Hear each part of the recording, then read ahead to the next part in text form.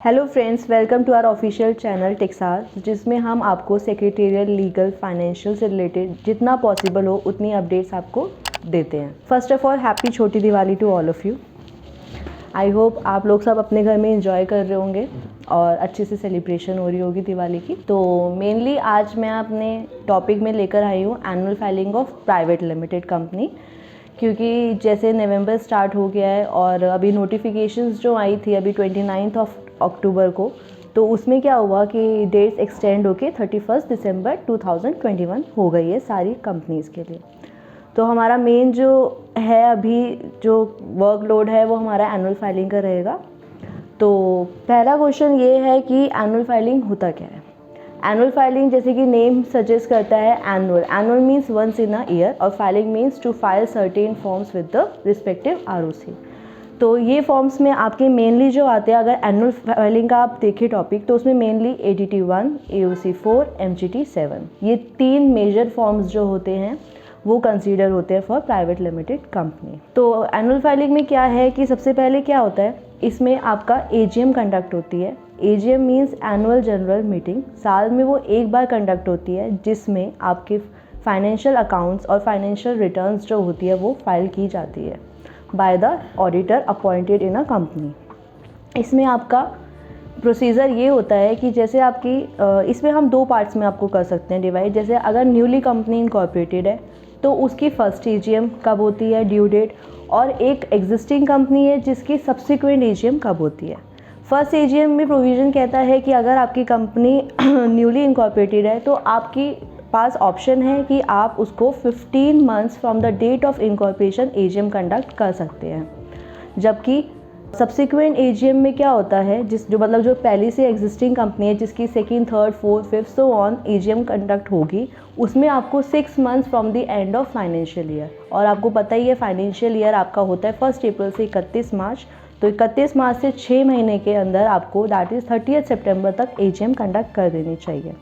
But last 2 साल से आपको सबको पता है कि कोविड में सारी डेट्स एक्सटेंड हुए हैं, तो वो जो मैं आपको नोटिफिकेशन की बात कर रही हूँ 29 अक्टूबर, तो वही 30 सितंबर से आपकी 31 दिसंबर तक फॉर्म फाइलिंग की डेट्स हो चुकी हैं।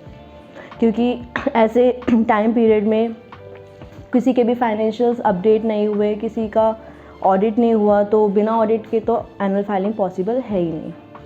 तो हमारा सबसे पहला स्टेप क्या होता है एनुअल फाइलिंग करने के लिए, पहले हम लोग एक बोर्ड मीटिंग कंडक्ट करते हैं। बोर्ड मीटिंग में क्या होता है, डायरेक्टर्स होते हैं प्रेजेंट आपके, और आपका ऑडिटर भी प्रेजेंट हो सकता है, but auditor presence is not mandatory. उसमें सबसे पहले क्या होता है कि ऑडिटर्स को ऑथराइज़ करना पड़ता है कि पहले वो अपने फाइनेंशियल्स को बनाए। हम लोग जैसे suppose ABC private limited company है जिसमें A and B are directors and shareholders of the company, दोनों सेम है इस केस में। तो क्या होता है, A एंड B एक बोर्ड मीटिंग कंडक्ट करेंगे, उसमें ऑडिटर को ऑथराइज़ करेंगे, एक रेजोल्यूशन पास करेंगे कि आपको हमारी कंपनी का इस फाइनेंशियल ईयर, जैसे 2020 से 2021 के फाइनेंशियल्स आपको बनाने हैं। साथ में अगर कंपनी सेक्रेटरी अपॉइंटेड है तो उनको भी बोला जाता है कि आप डायरेक्टर्स रिपोर्ट, MGT 9 या AOC 2 रिलेटेड डॉक्यूमेंट्स जो भी होते हैं कंपनी के, वो सब बनाएं। उसके बाद एक ड्राफ्ट ऑडिटर हमें देता है। फिर उसके बाद एक दोबारा से बोर्ड मीटिंग आपकी कंडक्ट होती है। उसमें क्या होता है, वो जो ड्राफ्ट फाइनेंशियल्स होते हैं वो आपको अप्रूव करने होते हैं by the shareholders of the company. Directors जो होते हैं कंपनी में वो day to day working operation में हेल्प करते हैं, लेकिन जो मेन ओनर होते हैं that is shareholders of the company, क्योंकि वो पैसे लगाते हैं और जहाँ इन्वेस्टर्स होते जो इन्वेस्टमेंट करते हैं वही मेन फाइनल ओनर आपके होते हैं। तो इस केस में मैंने आपको पहले ही बताया था, जैसे कि हम लोग एग्जांपल जो लेके चल रहे हैं वो डायरेक्टर्स और शेयर होल्डर्स सेम लेके चल रहे हैं, लेकिन हाँ अगर अलग होते हैं तो जो एनुअल अकाउंट्स होते हैं वो फाइनल तभी होते हैं जब वो शेयर होल्डर से अप्रूव्ड हो।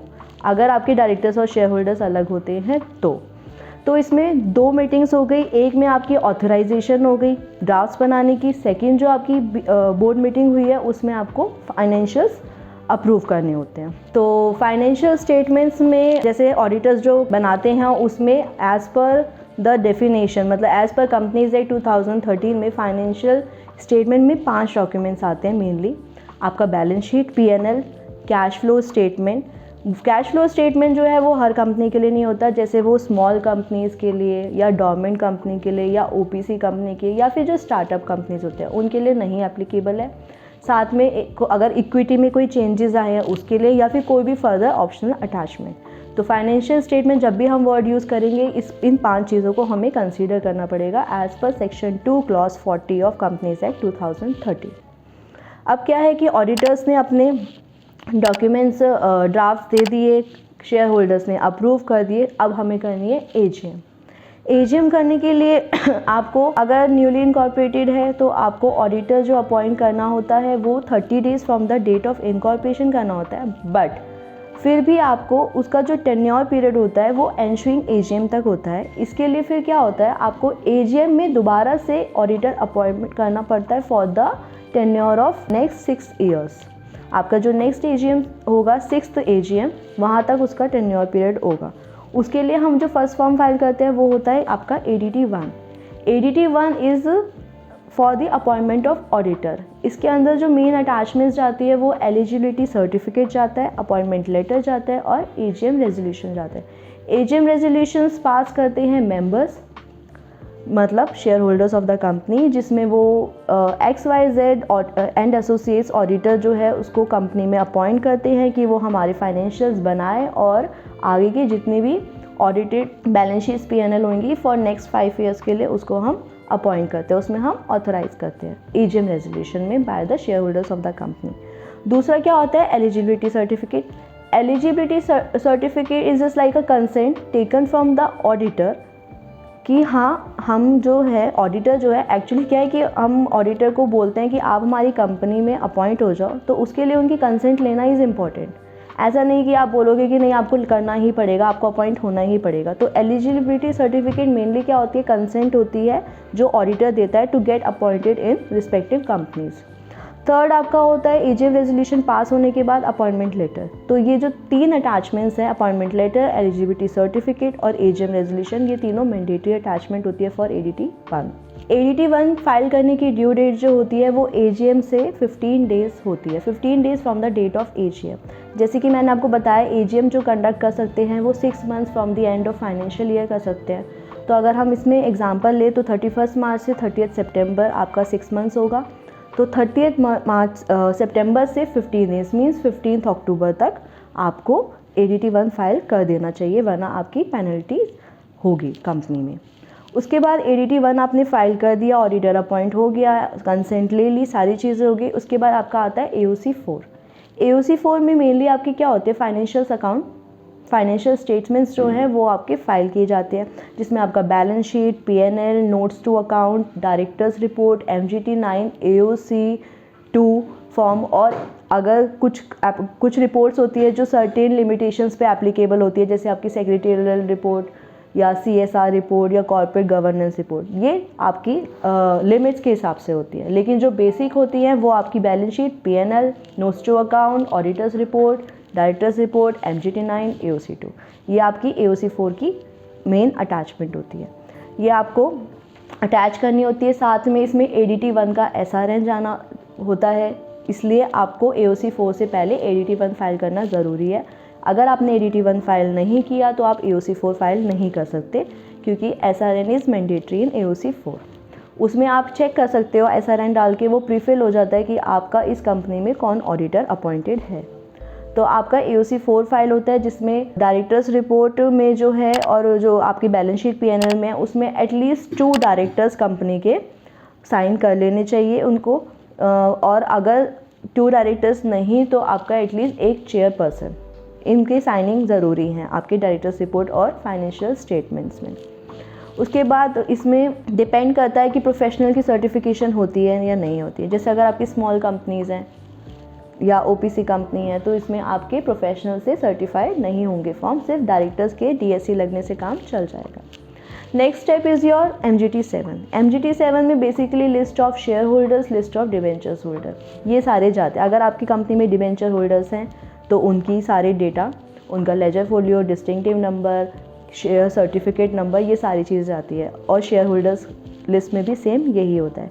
MGT 7 आपने फॉर्म फाइल कर दिया, उसमें आपकी मेनली एक यही मैंडेटरी अटैचमेंट जाती है। इसको आपको प्रॉपर सिंस इनकॉर्पोरेशन से पूरा इसका डिस्टिंक्टिव नंबर और सर्टिफिकेट नंबर सारी चीज़ें आपको मेंशन करनी होती है। और फिर आपका MGT7 में भी सेम यही कि आपको एटलीस्ट 2 डायरेक्टर्स साइन करेंगे उस अटैचमेंट को, और फिर DSC किसी एक के DSC से वो हो जाता है। इसमें भी आपका प्रोफेशनल सर्टिफिकेशन नहीं है अनटिल एंड अनलेस अगर आपकी कंपनी स्मॉल बिग कंपनी ना हो। जैसे स्मॉल कंपनी में आपका पेडअप जो है वो 50 लाख और टर्नओवर 2 करोड़ है, तो अगर उससे ज़्यादा आपकी कंपनी होती है तो उसमें मैंडेटरी सर्टिफिकेशन होगी बाय प्रोफेशनल, अदरवाइज आपको सिर्फ डायरेक्टर्स की DSC से वो काम हो जाएगा। तो एनुअल फाइलिंग में मेनली ये 3 चीज़ें थी, ADT1, AOC4 और MGT7A।